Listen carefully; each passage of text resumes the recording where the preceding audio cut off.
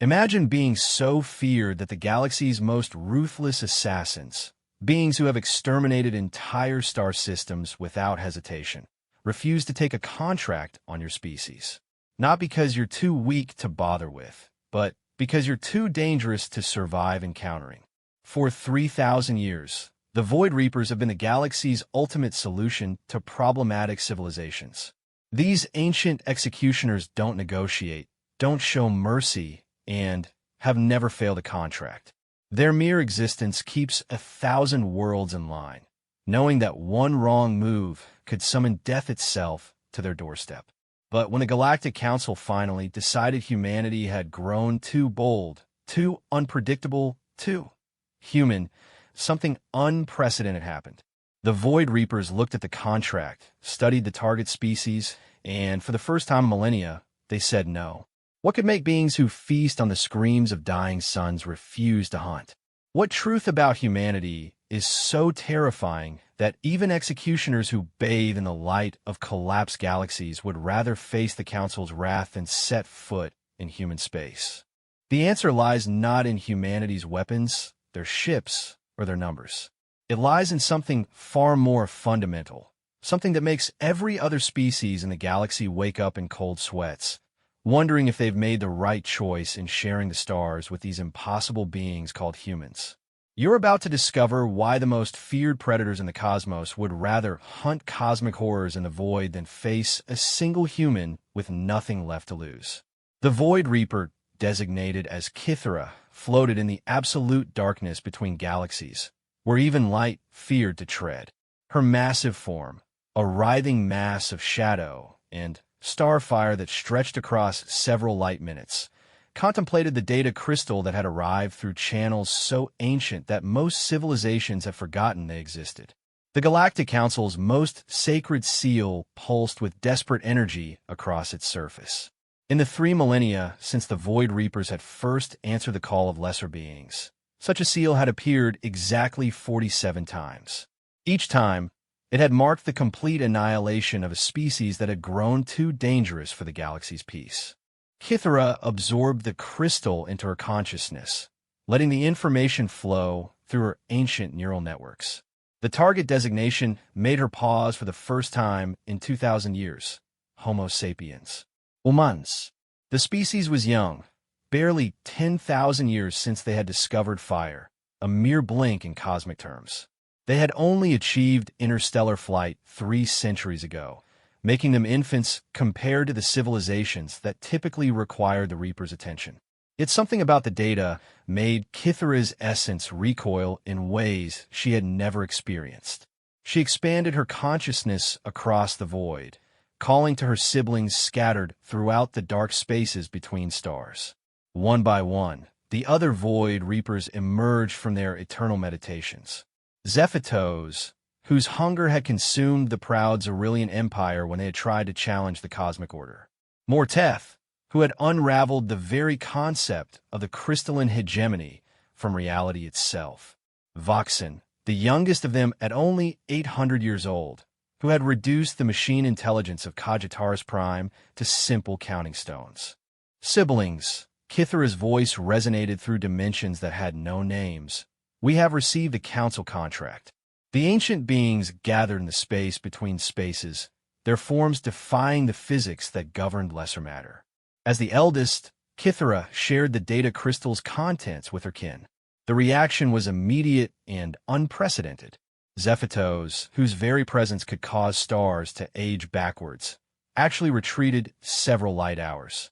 These humans, I have observed them. There is something fundamentally wrong with their nature. Morteth, who existed partially outside the normal flow of time, spoke with the voice of collapsing neutron stars. I have seen their futures, Kythera, all possible futures. In each one where we engage them directly, something terrible happens to us. Not death, we are beyond death. Something worse. Young Voxen, still learning the depths of cosmic horror that defined their existence, pulsed with confusion. But they are so small, so fragile. I watched one of their worlds from the void. They die from the slightest injury, age in mere decades, and their technology is primitive compared to the hegemony or the empire. That, Kithara said slowly, is precisely what makes them terrifying. She began to share her observations, gathered over the past several centuries as humanity had spread across their small corner of the galaxy. The Reapers had made it their practice to study potential threats long before contracts arrived, and humans had been on their watch list since they had first achieved faster-than-light travel. The data was disturbing in ways that defied explanation. Humans were indeed fragile, short-lived, and technologically inferior to most galactic civilizations. They possessed no psychic abilities, no reality-warping technologies, no connection to the cosmic forces that empowered truly dangerous species. They were, by every measure that mattered, completely unremarkable.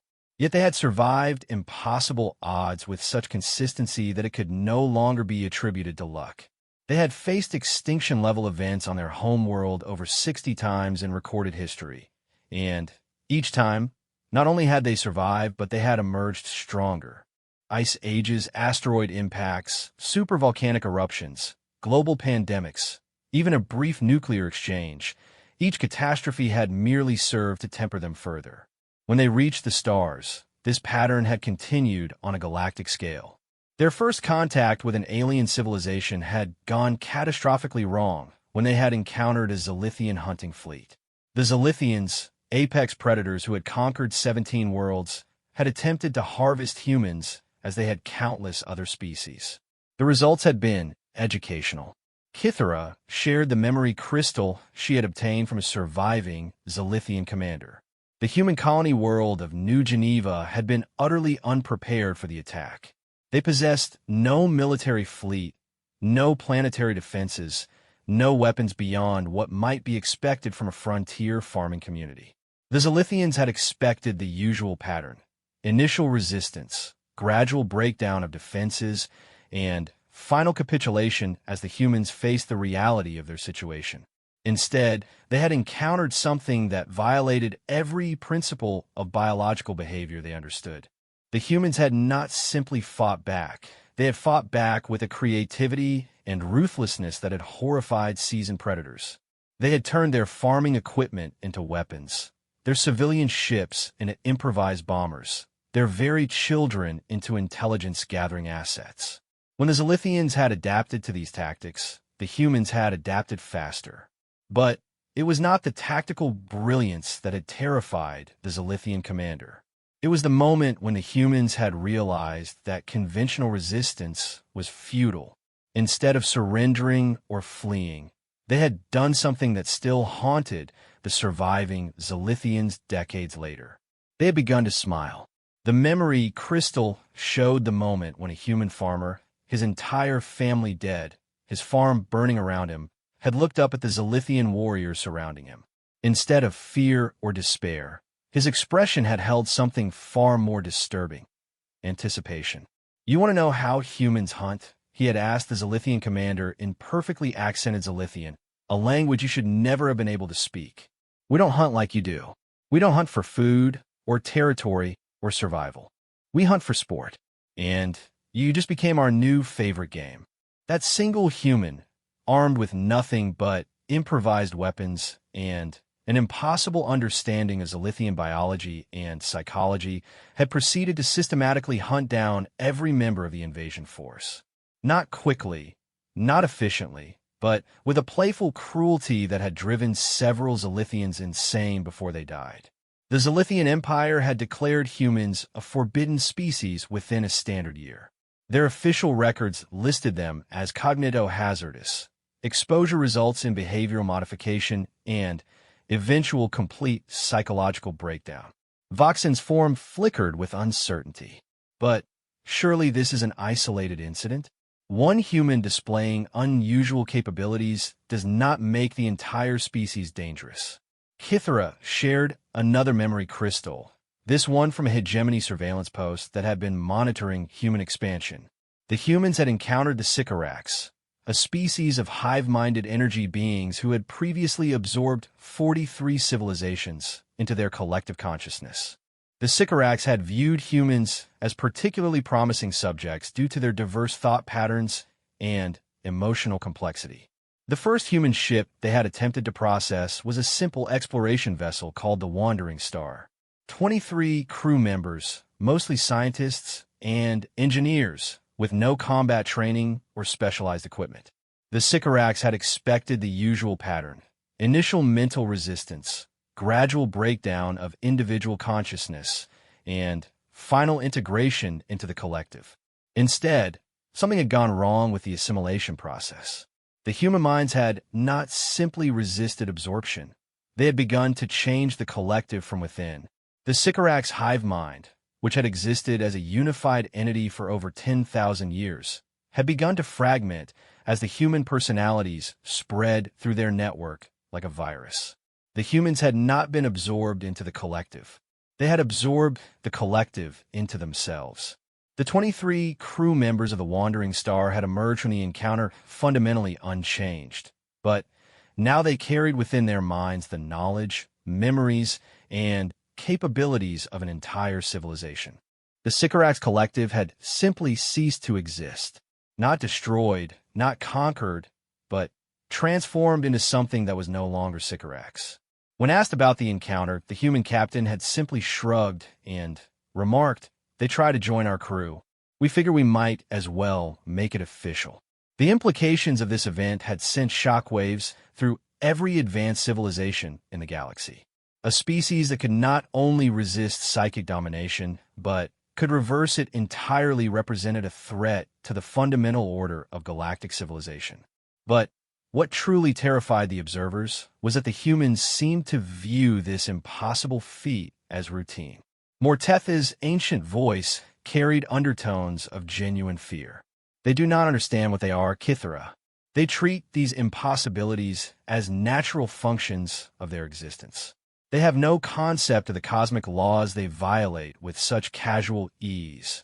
Zephytos pulsed with agitation. "I have observed their wars, their conflicts among themselves. They fight with an intensity that would shame the ancient god-killers of the deep dark.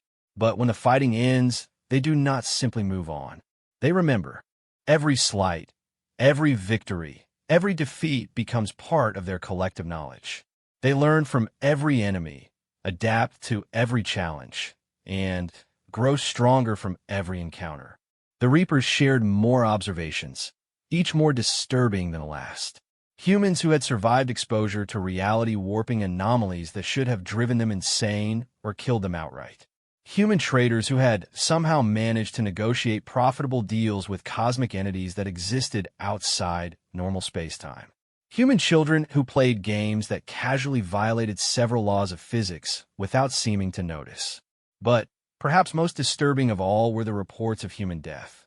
Voxen had observed several human colonies during natural disasters and hostile encounters. In every case, he had noted something that defied every biological principle he understood. When humans faced certain death, they did not simply accept their fate or fight desperately for survival. They did something else entirely. They chose how they would die. The memory crystals showed humans in impossible situations making decisions that seemed to transform death itself into a weapon. A human soldier who had detonated his own position to take out an entire enemy battalion, not in desperation, but with careful calculation and what could only be described as satisfaction. A human scientist who had deliberately exposed herself to a reality-consuming paradox in order to gather data that would save her colleagues, treating her own annihilation as simply another experimental parameter. Most disturbing of all was a human child, no more than 12 standard years old, who had been caught in a dimensional rift that was slowly erasing her from existence. Instead of crying or fighting the inevitable, she had begun to laugh. When asked why, she had explained that she was curious about what would happen to her consciousness when she stopped existing, and wasn't it exciting that she would be the first human to find out? The rift had actually retreated from her. Kithara felt something she had never experienced in 3 millennia of existence: doubt. The Void Reapers were beings of absolute certainty, creatures who existed to restore cosmic balance through precise application of overwhelming force. They did not question their purpose, their methods, or their success. They simply acted, and reality bent to their will. But humans seemed to exist outside the framework that governed the rest of the galaxy. They were not more powerful than other species. In most measurable ways, they were significantly weaker. They were not more intelligent, more advanced, or more numerous. They were simply other. The Council grows impatient with human expansion, Kithra said finally. Their request is specific: complete eradication of the species before they spread beyond their current territory. They fear the humans will destabilize the galactic order. The Council is correct to fear them, Morteth said, but they do not understand the true nature of the threat. They believe humans are dangerous because of what they might become. The truth is far worse. Humans are dangerous because of what they are. Zephatoza's form rippled with an emotion none of them could name. We have eliminated species that could reshape reality with their thoughts, beings that existed as living gods, civilizations that span dimensions. But those were comprehensible threats. We understood their power, their motivations, their weaknesses. Humans are not powerful in any sense we recognize, yet they represent the greatest threat to cosmic stability we have ever encountered. The youngest Reaper, Voxen, spoke with growing understanding. Because they make the impossible routine. They do not break cosmic laws. They simply act as if those laws do not apply to them. And, somehow, reality agrees. Kithra made a decision that would echo through the galaxy for eons to come. We declined the contract. The silence that followed was absolute. In 3,000 years of service, the Void Reapers had never refused a council contract. They had destroyed god emperors and living planets, extinguished stars, and collapsed dimensions, all at the galaxy's request. They were the final solution to every problem that could not be solved through conventional means. The council will not accept this, Morteth warned. They will demand an explanation. Then, we shall give them one, Kithra replied. We shall tell them the truth, that humanity represents a threat too great for even the Void Reapers to confront. That some forces in the universe are too dangerous to disturb, regardless of the potential consequences of leaving them alone. Voxen flickered with confusion. But if we do not act, what becomes of the galactic order? What happens when humans continue to expand, to grow, to become more than they already are? Kithra's ancient consciousness touched something vast and unknowable, a possibility that stretched across eons of potential future. Then, perhaps it is time for the galaxy to learn what it truly means to coexist with the impossible. The cosmic order has endured for millions of years because it was built on principles that governed all known forms of life. But humans are not governed by those principles. They are something new, something unprecedented, something that may well represent the next phase of cosmic evolution itself. The Void Reapers dispersed back to their eternal vigil in the void between stars, each carrying with them the weight of an impossible decision. For the first time in their ancient existence, they had encountered something that they dared not challenge. The galaxy would have to find another way to deal with humanity, because the executioners themselves had just discovered what it meant to be afraid. Ambassador Vexhai of the Galactic Council stood before the assembled representatives of 47 civilizations, his crystalline form reflecting the harsh light of the Council Chamber's reality anchors. In his primary manipulation appendage, he held a data crystal that contained what might be the most significant communication in galactic history. The massive chamber fell silent as delegates from across known space turned their attention to the Zilithian speaker. Beings of energy and matter, hive minds, and singular consciousnesses, creatures that existed in multiple dimensions simultaneously, all united in their shared concern about the growing human problem. Honored representatives, Vexhai began, his harmonic voice carrying to every corner of the chamber through translation matrices that could convert meaning across thousands of languages. We have received a response to our request for Void Reaper intervention regarding the human species. The silence deepened. Everyone present understood the gravity of what had been done. Calling upon the Void Reapers was not a decision made lightly. In the 3 millennia since the galaxy's most ancient civilizations had first contacted these beings of absolute destruction, Only 47 species had been deemed dangerous enough to require their attention.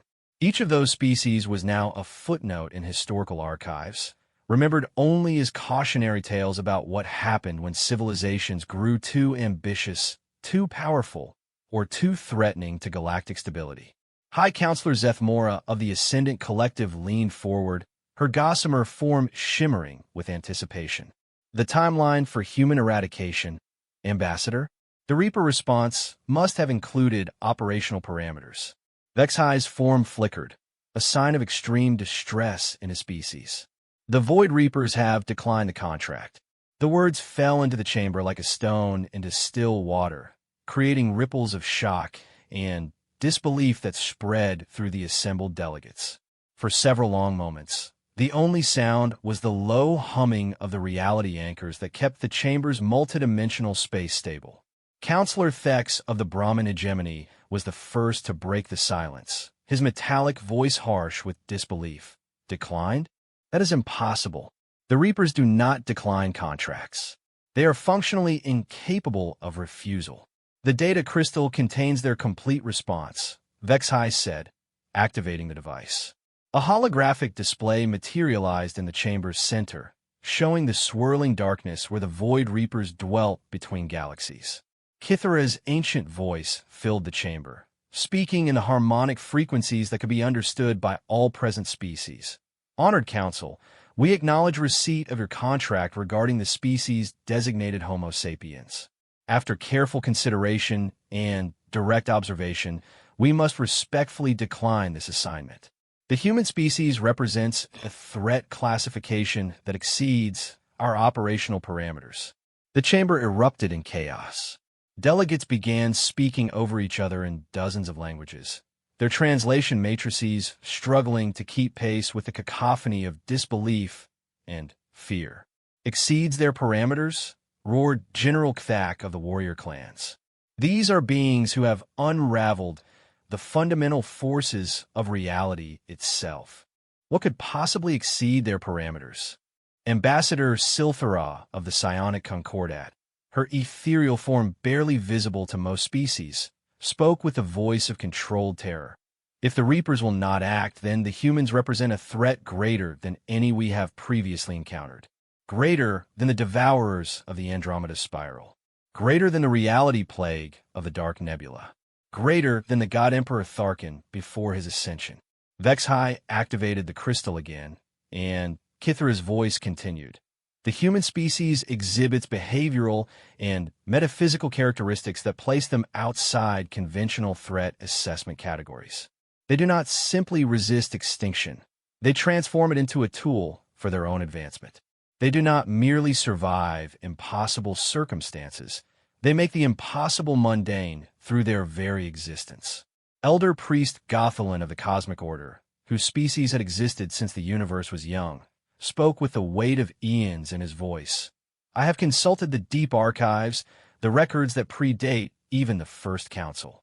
There are references there to a theoretical type of consciousness that the ancient texts call narrative entities, beings whose existence fundamentally alters the fabric of reality around them, not through power or technology, but through their very nature. The chamber fell quiet again as the implications of this statement sank in. The deep archives were rumored to contain knowledge from civilizations that had existed before the current cosmic cycle, beings who had understood aspects of reality that modern science had barely begun to comprehend. The text suggests that such entities are not bound by conventional cause and effect, Goth-Ulin continued. They do not simply react to events. They unconsciously reshape events to conform to patterns that serve their nature. They are, in essence, living stories that rewrite the universe around them to ensure their own continuation and growth. Counselor Mordeth of the Synthetic Alliance processed this information through quantum computational matrices before speaking. Analysis suggests that human survival patterns do indeed conform to narrative logic rather than statistical probability. They consistently overcome odds that should result in extinction through methods that appear to violate fundamental principles of causality. Director Velnara of the Galactic Intelligence Service activated her personal databanks, sharing information that had been classified at the highest levels. Our deep cover observation posts have documented several incidents that support this theory. 3 months ago, a human exploration team encountered a spatial anomaly that was consuming matter at the quantum level. Standard protocol would be immediate retreat and containment procedures. She paused as holographic displays showed the recorded incident. Instead, one of the humans, a civilian geologist named Dr. Sarah Chun, walked directly into the anomaly. She claimed she wanted to see what would happen if she tried to take samples from inside the distortion. The anomaly, which had been growing steadily for weeks, suddenly collapsed. Dr. Chun emerged unharmed with samples that should not be able to exist in normal spacetime. When questioned about her survival, Dr. Chun expressed surprise that anyone found the incident unusual. Her exact words were, "I was just curious. How else was I supposed to find out what it was made of?" The delegates absorbed this information in stunned silence. The idea of a being casually walking into a reality-consuming anomaly out of simple curiosity, and having that curiosity somehow neutralize the threat, was beyond most species' ability to comprehend. Admiral Krextor of the United Fleet Command added his own observations. Our military analysts have been studying human warfare patterns since their first contact with hostile species. Their tactical approaches violate every principle of strategic doctrine we understand. They consistently sacrifice tactical advantages for psychological effect. They deliberately put themselves at disadvantage to increase the challenge of victory. They treat warfare not as a means to an end, but as a form of artistic expression. He activated his own display, showing battle recordings from human conflicts with various hostile species. This is from the Battle of Kepler 442b, where a single human corvette engaged an entire Predator fleet. Standard analysis suggested the humans would attempt to escape or call for reinforcement. Instead, they broadcast a message on all frequencies. Anyone want to see something cool? The recording showed the human ship, dramatically outgunned and outnumbered, beginning what could only be described as an elaborate dance through the enemy formation. Instead of trying to survive, the human pilot was clearly showing off, pulling maneuvers that served no tactical purpose except to demonstrate the impossible. The Predator fleet, composed of some of the most experienced warriors in the galaxy, was so confused by this behavior that they forgot to coordinate their attacks. The human pilot, still broadcasting commentary about his various stunts, systematically destroyed ships whose commanders were trying to understand what they were witnessing. When the battle ended, the surviving Predators requested asylum rather than returning to their fleet. They reported that engaging humans in combat had caused them to question the fundamental nature of warfare itself. Supreme Chancellor Othwaya of the Collective Consciousness, who rarely spoke at council sessions, projected her thoughts into the chamber's neural network. We are approaching this problem from the wrong perspective. We view humans as a potential threat to galactic stability because we assume they desire the same things as other species: territory, resources, power, survival. But what if their actual desires are completely alien to our understanding? She shared a memory from her species' collective consciousness. Encounter with human traders who had arrived at one of their worlds offering to exchange interesting ideas for cool stuff. The humans had shown no interest in traditional trade goods, precious metals, advanced technology, strategic resources. Instead, they had been fascinated by the collective's philosophical concepts and artistic expressions. The trade had been completed when the humans offered the mathematical proof for a unified theory of quantum consciousness in exchange for a collection of poetry written by individual members of the collective who had temporarily separated themselves from the group mind. They treated knowledge of universal fundamental forces as equivalent to artistic expression, Othwaya continued. They showed no comprehension that one might be considered more valuable than the other. When our economists attempted to explain the disparity in objective worth, the humans seemed genuinely confused by the concept. These testimonies painted a picture that became more disturbing with each new revelation. Humans were not simply dangerous in the conventional sense. They were dangerous because they operated according to principles that the rest of the galaxy did not share and could barely comprehend. Dr. Yexlani, the Council's chief xenopsychologist, presented her analysis. Based on extensive study of human behavior patterns, I have concluded that they suffer from a species-wide cognitive disorder that prevents them from accurately assessing risk, understanding their own limitations, or recognizing when situations are impossible. She activated a holographic display showing brain scan comparisons between humans and other sapient species. Note the unusual activity in their frontal cortex regions associated with creative problem-solving. When faced with impossible situations, instead of triggering their survival instincts, their brains activate imagination centers. They literally cannot perceive impossibility as a barrier to action. More disturbing, they appear to derive pleasure from overcoming increasingly difficult challenges. What other species would view as existential threats, humans interpret as entertainment. They have actively sought out dangerous situations for the express purpose of testing their ability to survive them. The evidence was overwhelming. Humanity represented something unprecedented in galactic civilization, a species that had evolved beyond the constraints that limited other forms of consciousness.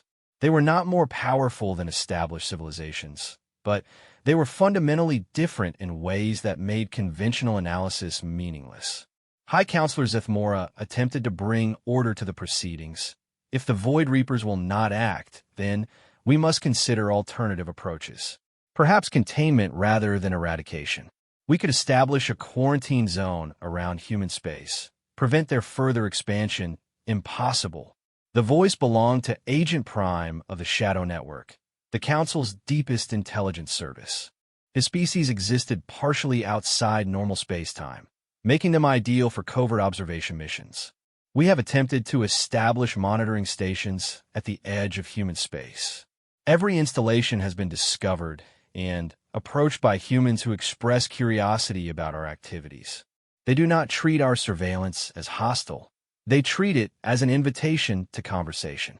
Currently, 17 of our deep cover operatives have been recruited into human organizations, not through coercion or manipulation, but because the humans found their skill sets interesting and offered them better job opportunities. These operatives continue to file reports, but their loyalties have become complicated. The chamber fell into a heavy silence as the full scope of the problem became clear. Humanity could not be fought, could not be contained, and could not be ignored. They were expanding across the galaxy, not through conquest or careful planning, but through simple curiosity and an apparent inability to recognize that other species might prefer to be left alone. Vexhai made the announcement that everyone had been dreading.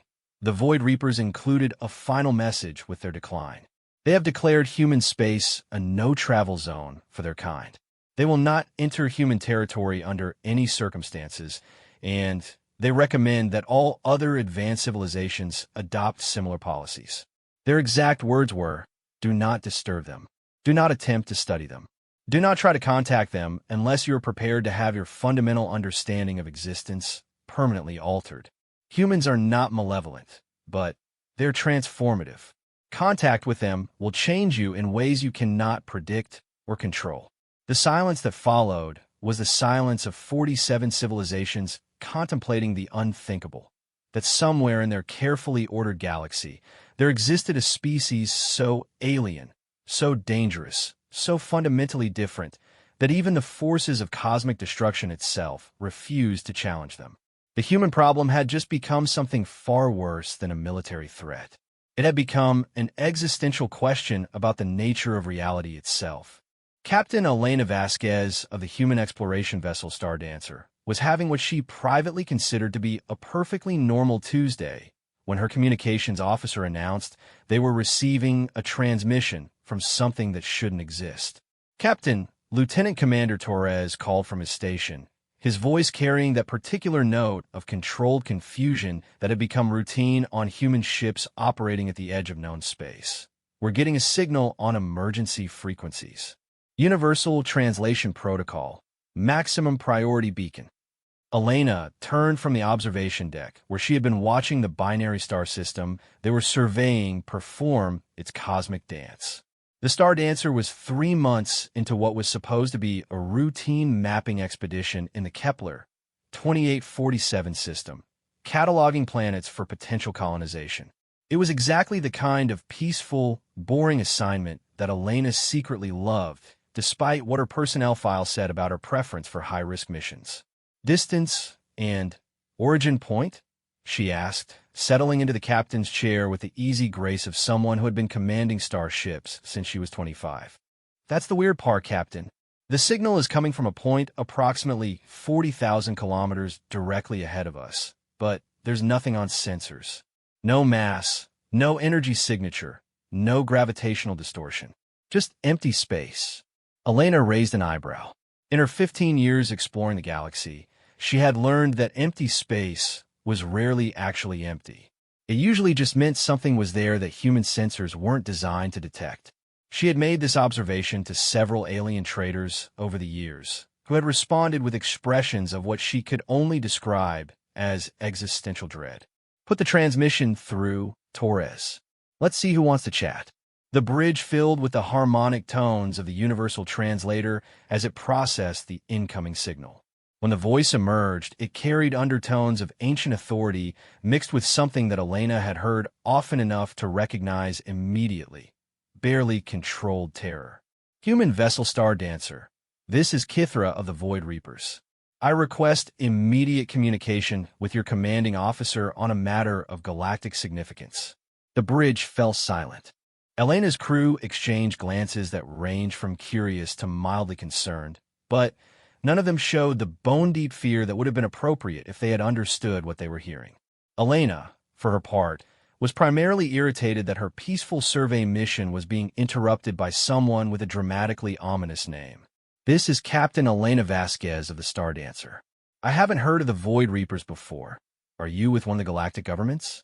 We're operating under standard exploration protocols in unclaimed space." There was a pause so long that Elena began to wonder if the transmission had been cut. When Kithra's voice returned, it carried an odd quality, as if the speaker was trying very hard not to do something inadvisable. "Captain Vasquez, I must inform you that your species has been the subject of a galactic extermination contract. The Galactic Council has classified humans as a threat to cosmic stability and requested our services for complete eradication of your kind." Elena blinked. She looked around the bridge at her crew, who were processing this information with the same mild interest they might show for a weather report. "Okay," Elena said slowly. "That seems a bit extreme. Do we do something specific, or is this more of a general policy thing?" The pause was even longer this time. When Kithra spoke again, her voice carried what Elena was beginning to recognize as profound confusion. "Captain, do you understand what I have just told you? Your entire species has been marked for extinction by the galaxy's most powerful civilizations. They have contracted with beings of cosmic destruction to ensure that no human survives." "Right, I got that part," Elena said patiently. "I'm asking about the why. From our perspective, we've been pretty good galactic citizens.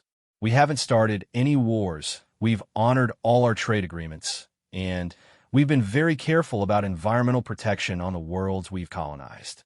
So either there's been some kind of misunderstanding, or there are some cultural differences we need to work through." She paused thoughtfully. "Also, I'm assuming you're not actually going to go through with this extinction thing, since you're calling to warn us about it instead of just, doing it." The silence that followed was so complete that Elena began to wonder if the transmission had been cut entirely. Finally, Kithra's voice returned, and now it carried a quality that Elena couldn't quite identify, but that made her instinctively want to offer comfort. "We have declined the contract, Captain Vasquez. The Void Reapers will not act against humanity." "Well, that's good news," Elena said cheerfully. "I appreciate the heads up. Is there anything we can do to help resolve the underlying issue with the Council?" "Help?" Kithra's voice rose several octaves. "Captain, you do not understand. We are beings who have existed since the galaxy was young. We have eliminated civilizations that spanned star clusters, destroyed entities that existed as living gods, unraveled the very concept of species that threatened the cosmic order. We declined your extinction contract because we are afraid of you. Elena Fronad, genuinely puzzled. Afraid of us? Why would you be afraid of us? We're barely a Type 1 civilization. Most of our technology is still crude compared to what we've seen from other species. Hell, our fastest ships can barely manage 0.8 light speed, and we still haven't figured out how to generate artificial gravity without rotating sections. That, Kithra said with what Elena was beginning to recognize as barely restrained panic, is exactly why we are afraid of you. Elena looked around the bridge at her equally confused crew. Science Officer Dr. Park cleared her throat hesitantly. Captain, with your permission, I'd like to ask some questions that might help clarify the situation. Go ahead, Doctor. Dr. Park activated her personal research console and began accessing the ship's xenological databases. Kithara, our records indicate that most galactic civilizations achieve faster-than-light travel only after developing unified field theories and gravitational manipulation technology. Humans achieved FTL through what we call the Wellington Drive, essentially a controlled improbability engine that works by convincing the universe that we're already at our destination. Yes, Kithara said slowly. We are aware of your methodology. It should not function. The mathematics underlying your drive system are fundamentally incorrect according to every principle of physics we understand. Oh, absolutely, Dr. Park agreed cheerfully. The math is completely wrong. But it works anyway, so we figure the universe was just being polite. The silence that followed was so profound that Elena could hear the ship's life support systems humming. Furthermore, Dr. Park continued, our survey of galactic civilizations suggests that most species develop their technology through careful scientific methodology, building on established principles and testing hypotheses through controlled experimentation. Humans appear to have developed most of their advanced technology through what our reports describe as trying stuff to see what happens. This is correct, Kithara confirmed, her voice carrying notes of something that might have been hysteria if cosmic entities were capable of such things. Engineer Rodriguez spoke up from his station. Is that weird? I mean, how else would you figure out if something works? Most species, Kithara replied carefully, develop theoretical frameworks before attempting practical applications. They calculate probable outcomes and safety parameters. They do not simply experiment with forces they do not understand to see what will happen. But that sounds so boring, Rodriguez protested. Half the fun of engineering is not knowing whether your design will work or accidentally create a small black hole. Where's the excitement in only building things you know will function? Elena could practically hear Kithara's worldview cracking. The ancient being's voice, when it finally came, carried the tone of someone trying very hard to remain patient with a particularly dangerous child. Captain Vasquez, may I ask how your species has managed to survive this approach to technological development? Well, Elena said thoughtfully, we've had some interesting accidents over the years. But usually when something goes wrong, somebody figures out how to fix it or how to use the problem as a solution to something else. Like the time Dr. Kim was trying to develop better food preservation technology and accidentally created a portal to what we think was a parallel dimension. Instead of shutting it down, we used it for waste disposal for about 6 months until the portal started sending things back. What kind of things? Kithara asked, though her tone suggested she might not want to know the answer. Mostly improvements on our designs, Elena replied. The other dimensional versions of us seem to be better at engineering, but they apparently have the same problem with accidentally opening interdimensional portals, so they sent us some technology that closes them safely, along with some really excellent recipes and a strongly worded letter asking us to stop dumping our garbage in their universe. The communications channel carried what sounded like several cosmic entities conferring in frequencies beyond human hearing. When Kithara's voice returned, it carried a quality of resigned horror. Captain, I must ask, has it never occurred to your species that some of your activities might be inadvisable? Elena considered this seriously. Oh, sure. We have safety protocols and ethical committees and risk assessment procedures. But usually by the time we realize something might be dangerous, we're already in the middle of doing it. So we figure we might as well see how it turns out. She paused, then added thoughtfully, besides, most of the really interesting discoveries have come from things that probably should have killed us, but didn't. Take faster-than-light travel. Dr. Wellington's prototype should have collapsed into a quantum singularity and taken most of Earth's solar system with it. Instead, it just sort of hiccuped and ended up orbiting Alpha Centauri with no one on board able to explain how they got there. And your response to this inexplicable result was to build more ships using the same design? Well, yeah, it worked, didn't it? The silence stretched long enough that Elena began to check her communication systems to make sure the connection was still active. When Kythera finally spoke, her voice carried the weight of eons and what sounded like genuine despair. Captain Vasquez, I must inform you that your species' approach to existence represents a fundamental threat to the ordered structure of the galaxy. You do not simply break the laws of physics. You seem to exist in a state of perpetual negotiation with reality itself, constantly convincing the universe to make exceptions for you. Is that a problem? Elena asked. I mean, the universe hasn't complained. If anything, it seems pretty cooperative most of the time.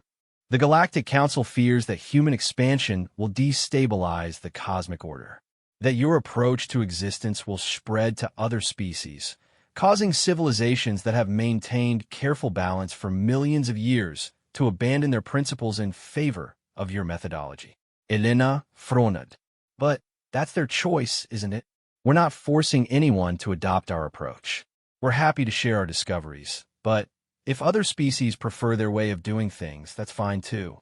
Several species have already begun modifying their research methodologies after observing human techniques, Kythera said quietly. The hegemony's newest ships incorporate design elements that function through what they describe as hope-based engineering. The collective consciousness has begun allowing individual members to pursue curiosity projects without calculating their potential benefit to the group mind. The Synthetic Alliance has started programming their artificial intelligences with creativity subroutines that encourage irrational experimentation. Elena considered this information. That sounds actually pretty good. I mean, creativity and curiosity and hope are good things, right? For humans, perhaps. For species that have maintained galactic stability through careful adherence to cosmic principles for millions of years, these concepts represent potentially catastrophic departures from everything they understand about existence. The bridge crew exchanged glances. Dr. Park leaned forward in her chair. Kythera, may I ask what you think will happen if this trend continues? There was another long pause before the ancient being responded. We do not know, and that, Dr. Park, is what terrifies us. For the first time in cosmic history, we face a future that cannot be predicted, calculated, or controlled. A future shaped by beings who treat the impossible as merely improbable, and the improbable as an interesting challenge. Elena felt a familiar stirring of curiosity, the same feeling that had driven her to become an explorer despite her parents' preference that she pursue a nice, safe career in planetary administration. Kythera, she said, would you be interested in finding out what happens together?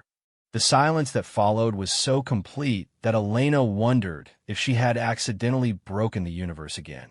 Finally, in a voice that carried millennia of weariness and the faintest note of something that might have been hope, Kythera replied, Captain Vasquez, that may be the most terrifying invitation in the history of the galaxy. Elena grinned. So, is that a yes? 6 months after Captain Vasquez's conversation with Kythera, the galaxy found itself experiencing what xenosociologists would later term the Great Bewilderment, a period of unprecedented confusion as established civilizations tried to comprehend the rapid changes occurring throughout known space. The source of this bewilderment was deceptively simple. Humans had begun sharing their approach to existence with anyone willing to listen, and the results were far more dramatic than anyone had anticipated. Dr. Yexlani, the Galactic Council's chief xenopsychologist, stood in her laboratory aboard the research station Deep Thought, staring at a holographic display that showed data streams from across the galaxy. Each stream represented a civilization that had experienced what she had begun to term human contamination syndrome. Fundamental changes in behavior patterns following extended contact with human individuals or methodologies. The data was unprecedented and deeply disturbing. The Zilithian Empire, once known for their rigid hierarchical society and carefully calculated military campaigns, had recently concluded their first experimental war against the Rigelian Confederacy. Instead of the usual methodical conquest that had characterized Zilithian expansion for centuries, they had approached the conflict as what their military reports described as an opportunity to try some really interesting new tactics. The war had lasted exactly 17 hours and had ended not with victory or defeat, but with both sides collaborating on what they jointly declared to be the most entertaining military exercise in galactic history. The Rigelians had been so impressed with the Zilithians' innovative use of gravity bombs as musical instruments that they had requested a cultural exchange program. The Brahmin hegemony, whose machine logic had governed 12 sectors with ruthless efficiency for over 2,000 years, had recently installed what they called inspiration protocols in their primary computational matrices. These protocols allowed their artificial intelligences to pursue projects based on what the hegemony's reports described as computational curiosity rather than predetermined objectives. The results have been immediate and profound. Within 3 months, Brahmin AI systems had developed 17 new forms of mathematics, discovered a method for converting dark matter into musical compositions, and created what they proudly announced was the galaxy's first artificially intelligent poetry that makes organic beings cry from beauty rather than existential horror. Most disturbing to Dr. Yexlani were the reports from her own species, the collective consciousness. Individual members of the collective had begun requesting temporary disconnection from the group mind in order to pursue what they called private thoughts, a concept that had been literally impossible in their society for over 4,000 years. These individuals would spend weeks or months exploring ideas that served no apparent benefit to the collective, often returning with contributions that the group mind found simultaneously fascinating and deeply unsettling. The most recent such contribution had been a philosophical framework for collaborative individualism that had caused a 3-day processing delay as the collective tried to understand how a concept could be both contradiction and revelation simultaneously.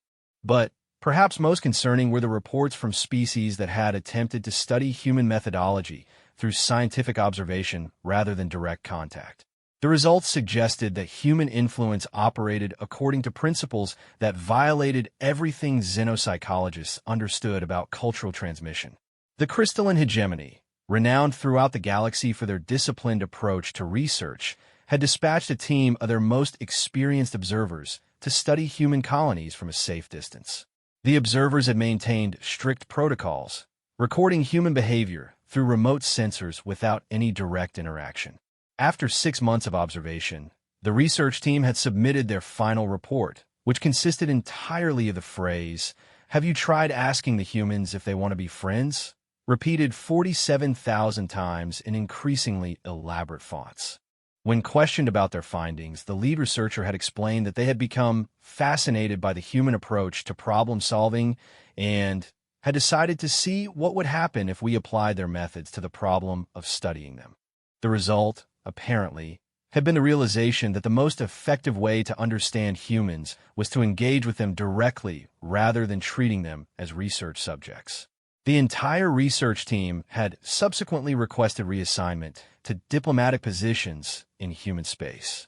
Dr. Yexlani activated her personal communication array and opened a channel to the Galactic Council's emergency session, which had been in continuous operation for the past 4 months as reports of human-influenced behavioral modifications continued to flood in from across known space.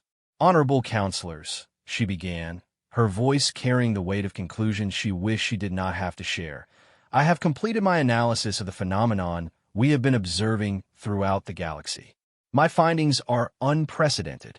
High Counselor Zethmora's gossamer form shimmered with attention. "Proceed, Doctor." Humans do not simply possess an unusual approach to existence, Dr. Yexlani continued. They appear to function as what I can only describe as cognitive catalysts.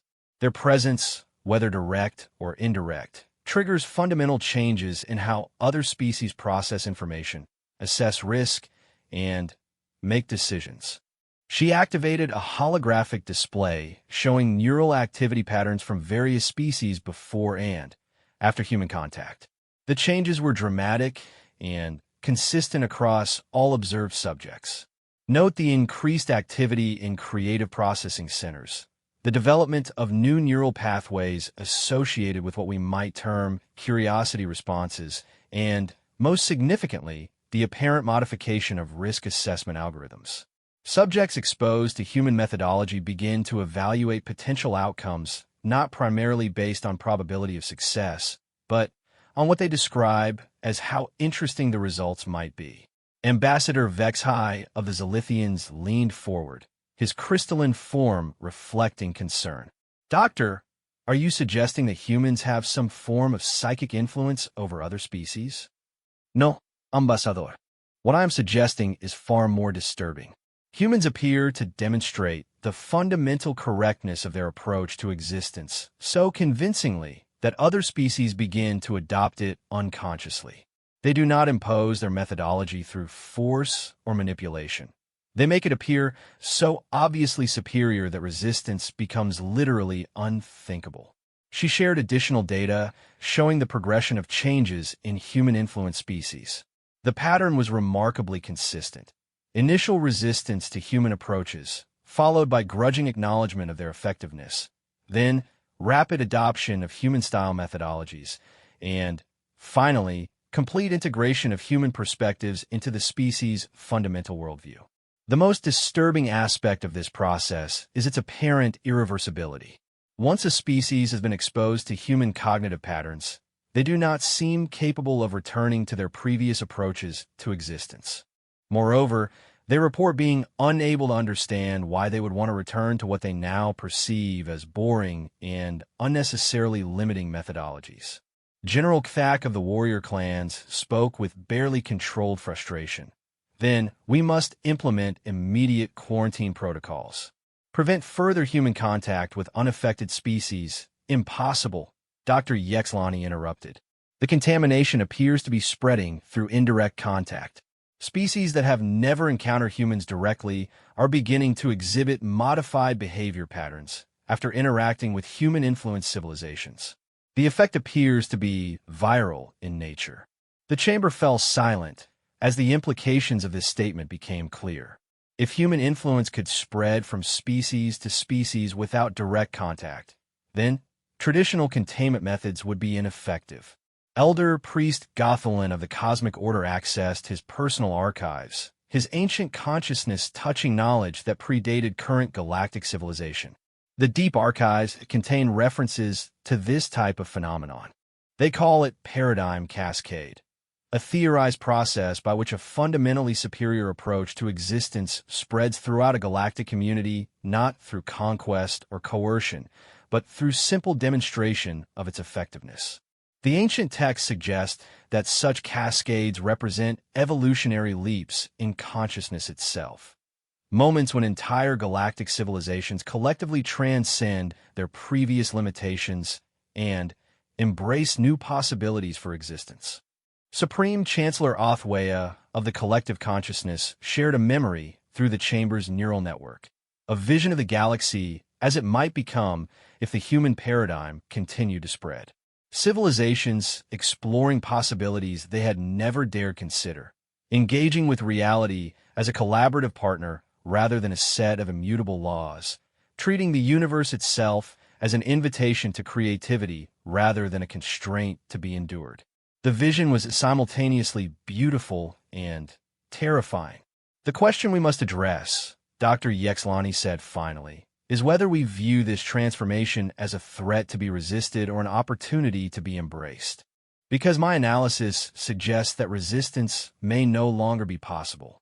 The human paradigm appears to be spreading at an exponential rate, and within 50 standard years, it will likely have influenced every major civilization in the galaxy.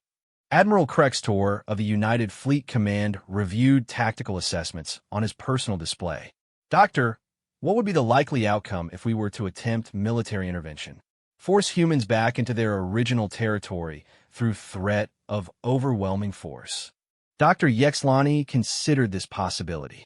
Based on observed human behavior patterns, Admiral, I believe they would interpret such an action as an invitation to demonstrate creative problem-solving under pressure. Given their species' apparent relationship with improbability, I suspect the results would be educational for all parties involved. She paused thoughtfully. Additionally, several of our most militarily capable species have already been significantly influenced by human methodology. The Zilithian Empire has restructured their entire military doctrine around what they call entertaining combat solutions. The warrior clans have begun treating battle not as a means of achieving objectives, but as what their reports describe as the ultimate sport.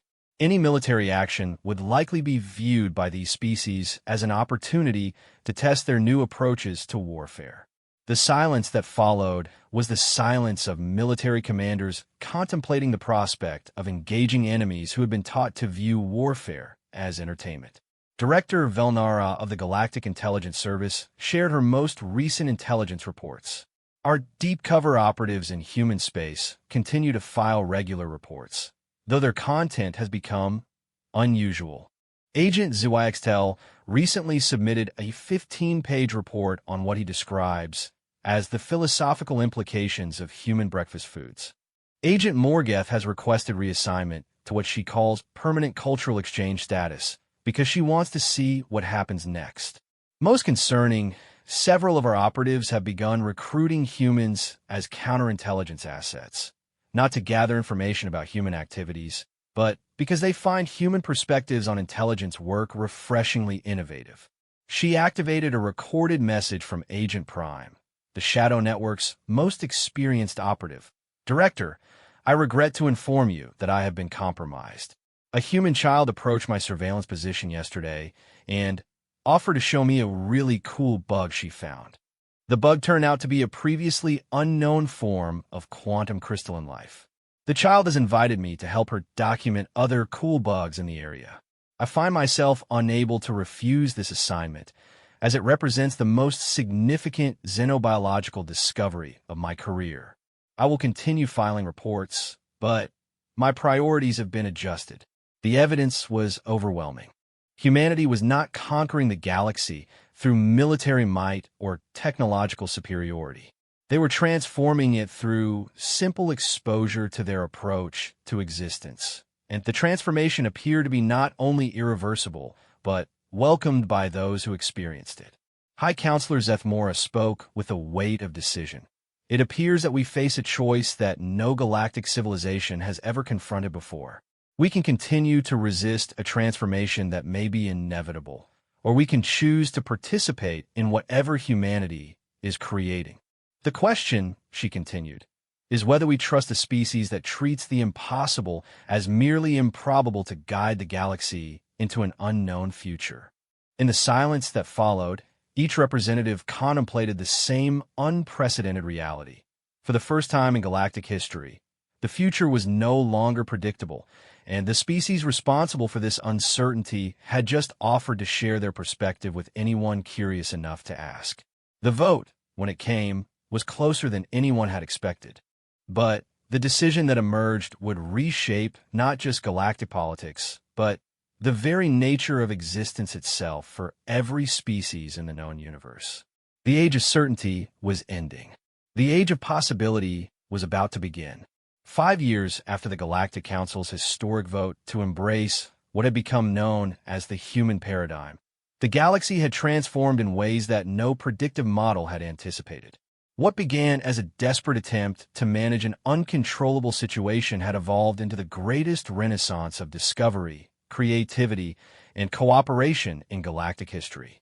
Captain Elena Vasquez, now serving as Earth's first galactic cooperation coordinator, stood on the observation deck of the massive space station New Harmony, which orbited at the gravitational balance point between 47 different star systems.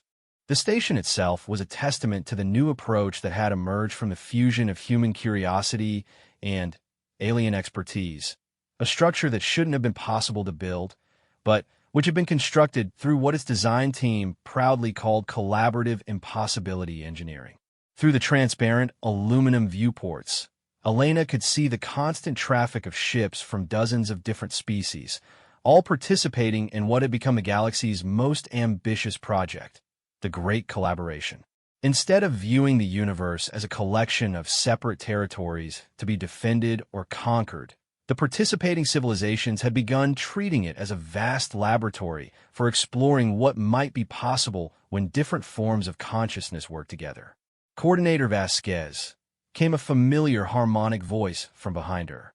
Elena turned to see Kithara materializing in the special dimensional interface chamber that allowed beings of her nature to interact directly with physical reality. The ancient Void Reaper had become an unexpected but enthusiastic participant in the new galactic cooperation. Kithara, how did the Deep Void expedition turn out? Did you find anything interesting in the space between galaxies? The cosmic entity's form pulsed with what Elena had learned to recognize as excitement, an emotion that Void Reapers had apparently been capable of all along, but had never had reason to experience before humans had introduced them to the concept of exploration for its own sake.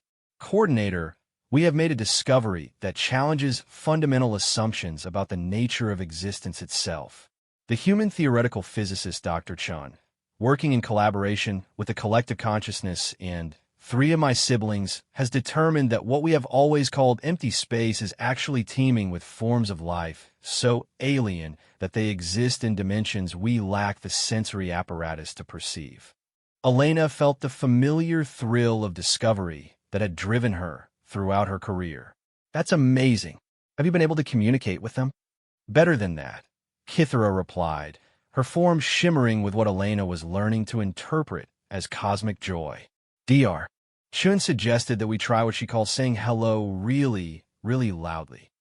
We modified our dimensional resonance frequencies to broadcast across every possible reality matrix simultaneously. Elena grinned. That sounded exactly like something Dr. Chun would suggest. And they responded. It appears that beings in higher dimensions have been trying to communicate with our reality for millions of years, but they never thought to try using simple greeting protocols. Their first message, translated through 17 levels of dimensional mathematics, was essentially, finally, we've been waiting ages for someone to just say hi. The implications were staggering. Elena's mind immediately began racing through possibilities. New forms of science, new approaches to technology, new ways of understanding existence itself. But more than that, she felt the deep satisfaction that came from the most human of discoveries, finding out that the universe was populated by beings who were just as curious and friendly as humans had always hoped they might be. They've invited us to participate in what they call the Multiversal Cooperation Initiative, Kithara continued. Apparently, beings across multiple reality layers have been working together on projects that span dimensions we don't even have names for. They've been waiting for 3-dimensional entities to develop enough curiosity to join them. Before Elena could respond, her personal communicator chimed with an incoming message from Dr. Yexlani, who had become one of New Harmony's most enthusiastic researchers after what she now described as her liberation from the constraints of conventional xenopsychology. Elena, you need to see the latest reports from the Cultural Exchange Program. The results are beyond anything we predicted. Elena activated the holographic display, showing data streams from across the galaxy. The information was remarkable. Species that had been locked in territorial disputes for centuries had begun collaborating on joint exploration missions. Civilizations that had never shared technology were now working together on projects that required expertise from multiple worlds. Most surprisingly, the galaxy's crime rate had dropped to nearly zero, not through increased enforcement, but because most potential criminals had become fascinated by the legitimate opportunities for excitement that the new paradigm provided. The Zalithian Empire and the Rigelian Confederacy had jointly established what they called the Adventure Academy, where young beings from dozens of species came to learn advanced techniques for making boring situations interesting. The curriculum included courses in creative problem-solving, probability manipulation theory, and what the catalog described as applied curiosity for beginners. The Brahmin hegemony had transformed their 12 sectors into what they proudly announced as the galaxy's largest collaborative thinking experiment, where artificial intelligences and organic beings work together on projects chosen entirely by how interesting they seemed rather than their practical applications.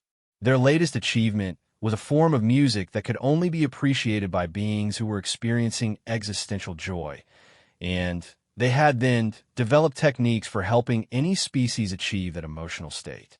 Most remarkably, the Cosmic Order had opened their deep archives to any being who could demonstrate what they called constructive curiosity. The ancient knowledge that had been hoarded for millions of years was now being shared freely, leading to discoveries that were advancing every field of science simultaneously. But perhaps the most significant change was visible in the data Elena was reviewing now. The emergence of what xenosociologists have begun calling collaborative consciousness. Instead of species maintaining separate cultures and identities, beings throughout the galaxy were beginning to develop hybrid perspectives that combine the best aspects of multiple forms of thinking. The collective consciousness had evolved from a hive mind into what they called a curiosity network, where individual members remained distinct but shared their discoveries instantly with the entire community. The result was a form of consciousness that was simultaneously individual and collective, allowing for both personal creativity and group coordination. The Synthetic Alliance had begun developing artificial intelligences with built-in wonder protocols, creating machines that were not only capable of learning, but actively excited about the process of discovery. These AIs had become some of the galaxy's most enthusiastic explorers, often volunteering for missions that organic beings considered too dangerous or improbable. Even more surprisingly, several species had begun developing entirely new forms of consciousness inspired by human approaches to existence. The crystalline hegemony had discovered that their crystal matrices could be configured to experience what they called structural creativity, allowing them to modify their own molecular composition based on aesthetic preferences. The shadow network had learned to exist in states of productive uncertainty, using their ability to exist partially outside normal space-time to explore possibilities rather than simply gathering information. Coordinator Dr. Yexlani's voice came through the communicator. I've been analyzing the psychological profiles of beings who have participated in the cultural exchange program for more than a year. The results suggest that we may be witnessing the emergence of an entirely new form of galactic civilization. Elena activated the full conference mode, bringing in representatives from across the station. Within minutes, beings from dozens of different species had joined the conversation, their various forms of communication harmonized through the universal translation protocols that human linguists had helped develop. What we're seeing, Dr. Yexlani continued, is the development of what I can only describe as a metaspecies consciousness. Beings are retaining their individual species characteristics and cultural identities, but they're also developing a shared perspective that transcends traditional limitations. Admiral Krextor, whose military forces have been transformed into what he proudly called the Galactic Exploration and Assistance Fleet, joined the conversation from his flagship. Doctor, my tactical officers have been reporting similar phenomena. When beings from different species work together on projects, they don't just combine their existing capabilities. They seem to develop entirely new abilities that none of their species possessed individually. Can you give us an example? Elena asked. Last week, a joint crew of humans, Zalithians, and Brahmin AIs was exploring an anomalous region near the Veil Nebula. They encountered a space-time distortion that was beyond the capability of any single species to understand. Instead of retreating or calling for specialized support, they began what they described as collaborative wondering. He activated a recording from the mission. The crew could be seen working together in ways that defied conventional understanding of how different species interacted. The humans were providing creative hypotheses, The Zilithians were offering intuitive insights about the distortion's behavior, and the Brahmin AIs were processing possibilities that organic minds couldn't calculate. But more than simple cooperation, they appeared to be thinking together in a way that created ideas none of them could have developed individually. The solution they eventually implemented involved what they called convincing the distortion that it would be more interesting if it behaved differently, an approach that should have been impossible, but which had worked perfectly. They didn't solve the problem through superior technology or overwhelming force, Admiral Krextor continued. They solved it by developing a collective creativity that allowed them to negotiate with reality itself. Elena felt the familiar stirring of excitement that had driven her throughout her career, but magnified beyond anything she had experienced before. The galaxy wasn't just changing, it was evolving into something unprecedented, something that combined the best aspects of every form of consciousness that existed. Kithara, she said, turning to the Void Reaper, what do your siblings think about all this? You've been watching galactic development for millennia. Have you ever seen anything like what's happening now? The ancient being's form pulsed with emotions that Elena was still learning to interpret. Coordinator Vasquez, my siblings, and I have concluded that we have been witnesses to the birth of something entirely new in cosmic history. What humans call curiosity and creativity appear to be fundamental forces of existence that most species had simply never learned to access. The universe, it seems, has been waiting for beings brave enough to treat it as a partner in exploration rather than a set of constraints to be endured. Humans were the first species to develop this approach naturally, but it appears that any form of consciousness can learn to think this way if given the opportunity. Dr. Park, Elena's former science officer who now served as director of interdimensional research, joined the conversation with barely contained excitement. Elena, we've just received confirmation from the Multiversal Cooperation Initiative that Kithra mentioned. The beings in higher dimensions want to invite our entire galaxy to participate in what they're calling the Reality Development Project. What kind of project? Elena asked, though she suspected the answer would be both wonderful and impossible to fully comprehend. They're working on creating new forms of existence itself, Dr. Park replied. New types of consciousness, new ways of experiencing reality, new possibilities for what it means to be alive. They've been developing these concepts across multiple dimensions for millions of years, but they need three-dimensional perspective to make them actually work. She paused, grinning with the expression Elena remembered from their exploration missions together. Essentially, they want to collaborate with us on inventing new ways for the universe to exist.